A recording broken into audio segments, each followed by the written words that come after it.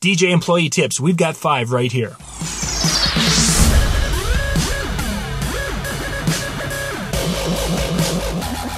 This is John Young with the Disc Jockey News. Tonight, for our Tuesday tips of the week, we are going to be doing 5 tips for staff. Now, you've got staff members or subcontractors, people who are working for you as the DJ company owner.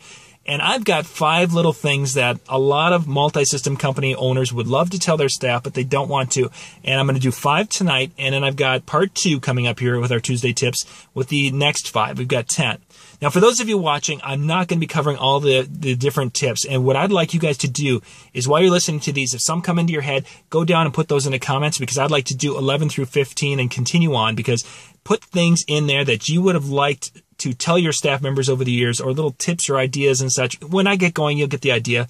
But there's things out there that we, as owners of companies, would just gosh, I wish my DJs would do this or think this or whatever. This is the list, and let's get it going, gang. 5 things tonight. Tip number 1, take care of the company's gear better than you would take care of your own gear. You probably don't own the gear, and if you do, that's cool. But if you don't own the gear and you're using company gear, company vehicles, take care of it, handle it careful, and make sure you're handling it in a way that would be better than what you would do with your own stuff. Don't bang it into things. Don't carry it sloppily. Don't drag it across, whatever. Take care of the company gear better than you would take care of your own personal equipment. Tip number 2, you are representing the company in everything that you do when you are out in public, even when you're off duty sometimes. But when you're on duty and when you're DJing, you're representing the company and the company's name, and it's only as good as the performance and how you handle yourself in public. So whenever you are representing the company or even out in public, try to keep the holding your standards a little higher when you're out in public in an area in which you work. And when you're representing the company, take it up 3 more steps, because you are representing that, and people are going to judge the company based on what they see from you. And if you act inappropriately at the wrong time, or you do things inappropriately, or you do things in a poor way, they're going to judge the company on you. So really take your whole act up 3 notches, because you're representing the company. Number 3, this one should be pretty obvious, but many, oh my goodness gracious, this is a tough one, especially for a lot of younger people.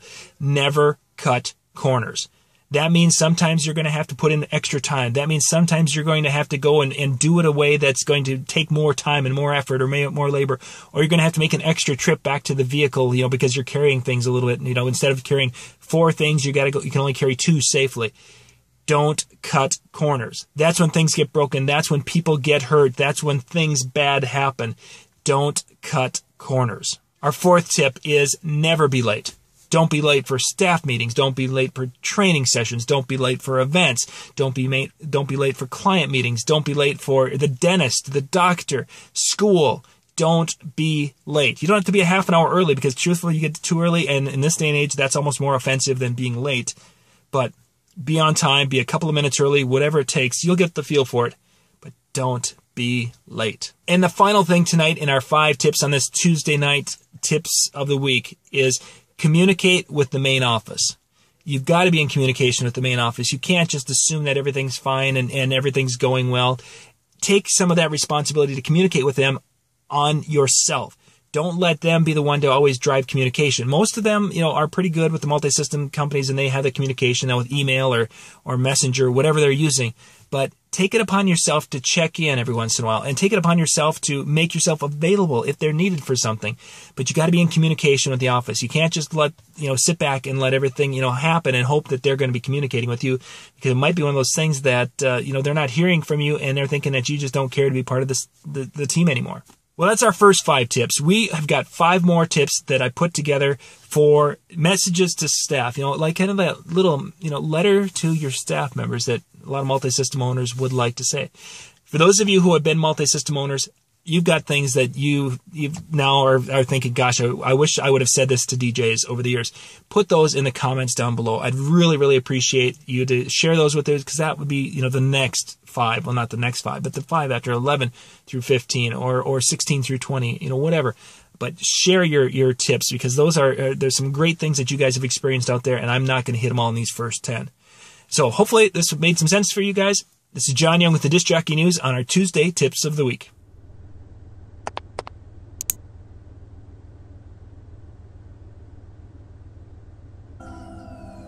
If I were you, I'd hit the subscribe button before I hit the video. but don't mess things up. Wanna know why? Because I'm Batman.